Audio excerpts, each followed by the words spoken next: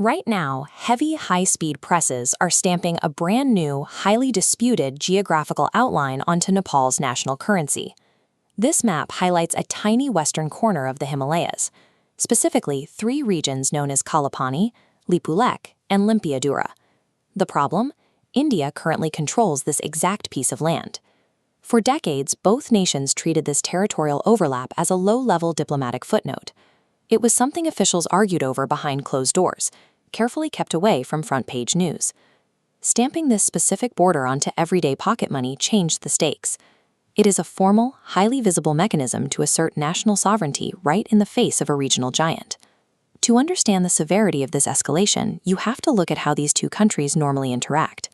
Historically, the border between Nepal and India has been remarkably frictionless, with citizens casually crossing back and forth for work, trade, and family.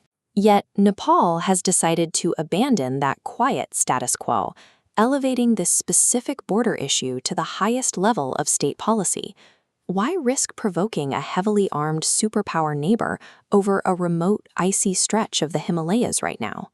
The dispute over mountain peaks has evolved into an asymmetrical diplomatic conflict, where a smaller nation uses legal friction to challenge the physical weight of its larger neighbor.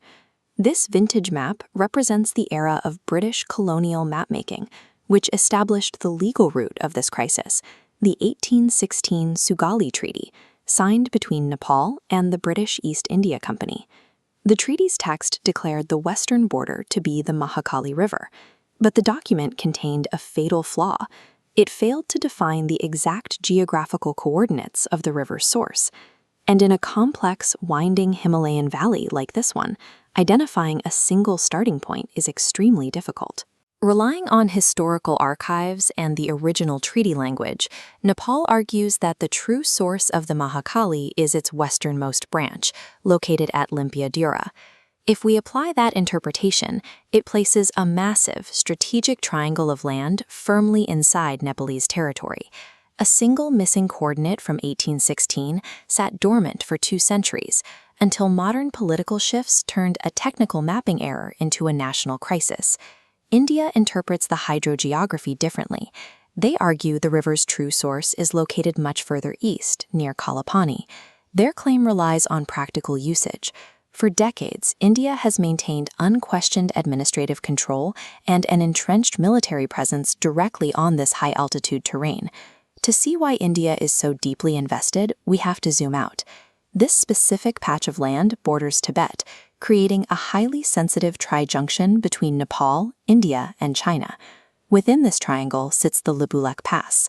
For India, this is an indispensable artery for military security, cross-border trade with China, and the annual Kailash Mansarovar religious pilgrimage. Conceding this land would mean losing a strategic buffer, which India considers essential for its long-term security architecture against China.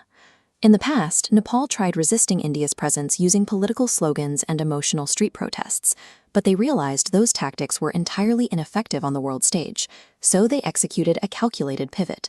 Nepal formally amended their national constitution and updated their currency to legally include the new map. This maneuver utilizes a concept in international law known as institutionalization. By officially logging a territorial claim in the highest state documents, a country forces the international community to recognize that a dispute exists. This traps India in a legal bind. The larger superpower can no longer brush the issue aside as a fringe political grievance.